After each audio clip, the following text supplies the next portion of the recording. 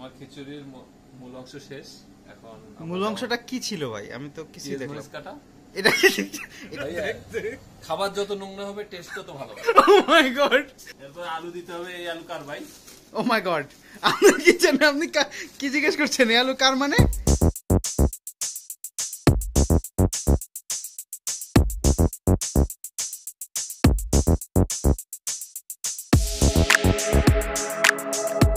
প্রবাসে থাকা মানেই আনন্দ।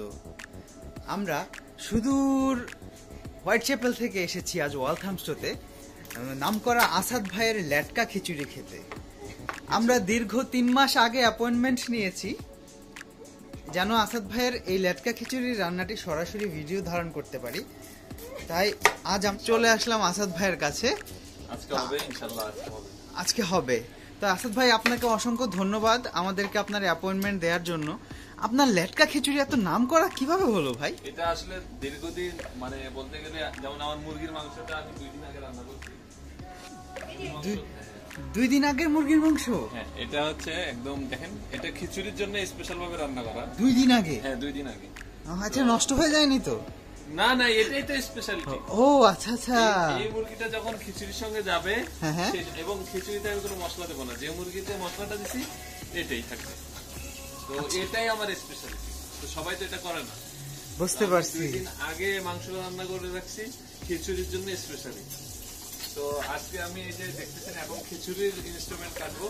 আর খিচুড়ির সঙ্গে শুধুমাত্র মরিচ যাবে, পেঁয়াজ যাবে, আর এই যে চাল। ও আচ্ছা, আপনি প্রেসার কুকারে লেটকা খিচুড়িটা রান্না করবেন? 10 জন মানুষের বুকিং আছে। 10 জন মানুষ মাত্র? কিন্তু কিন্তু আমি তো শুনেছি ভিড়ের জন্য আপনার এখানে এটা ভিআইপি, শুধু 10 জনের জন্য 1000 পাউন্ড শুধু চার্জ করতেছে।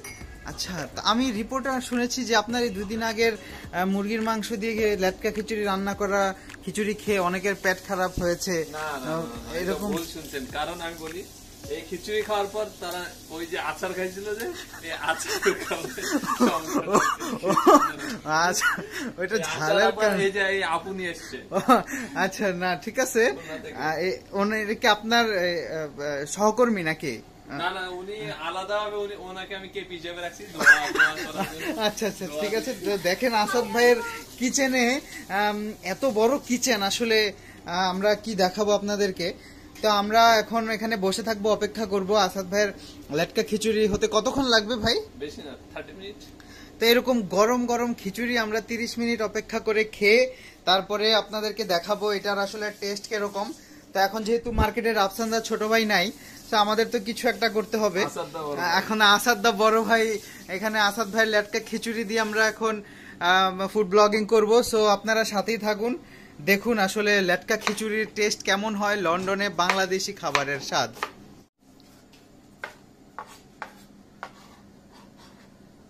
আমার খিচুড়ির মূল অংশ শেষ।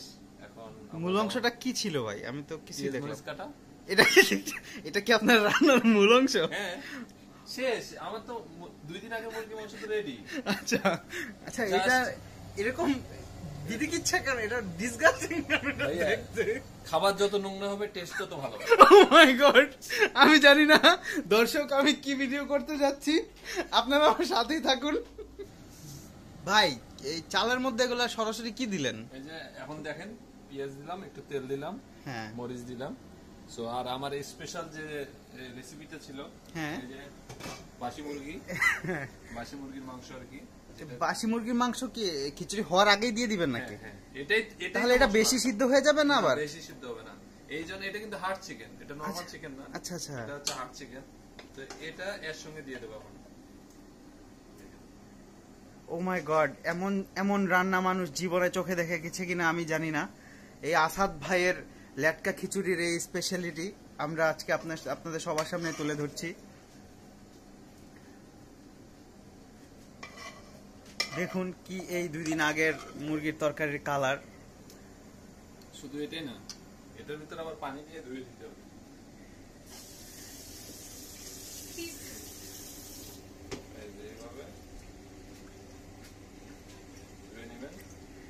তাহলে আপনি এই যে এত নোংরা পরিবেশে রান্না করছেন, এটা কি আনহাইজেনিক না হাইজেনিক? আপনি কি মনে করেন? ভাই টেস্ট দরকার না হাইজেনিক দরকার? আচ্ছা, তো দরকার তো এখন taste। তো আমি আসলে খেতে ভয় পাচ্ছি। ভাইয়া টেস্ট দরকার, আপনার টেস্ট ভালো লাগবে, হ্যাঁ হ্যাঁ তাই না? আচ্ছা, আমার এখানে কি ইঁদুর আছে না তেলাপোকা আছে? কিচ্ছু নেই তো। তো দেখছেন আপনারা কিভাবে রান্না তো হওয়ার আগেই রান্না করা মুরগির মাংসটি উনি খিচুড়ির চালের মধ্যে দিয়ে দিল। তারপরে এভাবে মাখিয়ে নিতে হবে। দেখেন খিচুড়ি কিন্তু কালার চলে আসছে, কালার অলরেডি চলে আসছে, দেখছেন? এখন শুধু চালটা সিদ্ধ হবে। তো যাই হোক, আমরা অপেক্ষা করি আসলে খিচুড়িটি কেমন হবে, এটার ফিডব্যাক আপনাদেরকে দেব এবং দেখাবো। ওয়াও, খিচুড়ির টেস্ট ওয়াও। না, আসাদ ভাইয়ের লেটকা খিচুড়ির সুনাম তো পুরো লন্ডন জুড়ে আছে, আমরা জানি। তো দেখি আমরা খিচুড়িটা আসলে খেতে কেমন হয়। এরপর আলু দিতে হবে। এই আলু কার ভাই? ও মাই গড, আপনি কি জানেন? আপনি কি জিজ্ঞেস করছেন? এই আলু কার মানে? জানি না, আলু দিতে হবে তো। এখন আলু তো আমার নাই মনে হয়, আলু কার আমি জানি না। তবে আলু অবশ্যই গাছ ধরতে হবে। এই আলু গাছ ছাড়া আলু দেওয়া যাবে না। আপনার আলুতে দেখি গাছ জন্মে গেছে। এই আলু দিতে হবে, নরমাল আলু দেওয়া যাবে না। যে আলুতে গাছ হবে সে আলু দিতে হবে। আপনার সবগুলো আলুতে তো গাছ জন্মে গেছে ভাই। হ্যাঁ, এটা রাখা হয়েছে স্পেশালি এইভাবেই, মানে এটার জন্য, এই খিচুড়ির জন্য এটা 15 দিন আগে কেনা হয়েছে।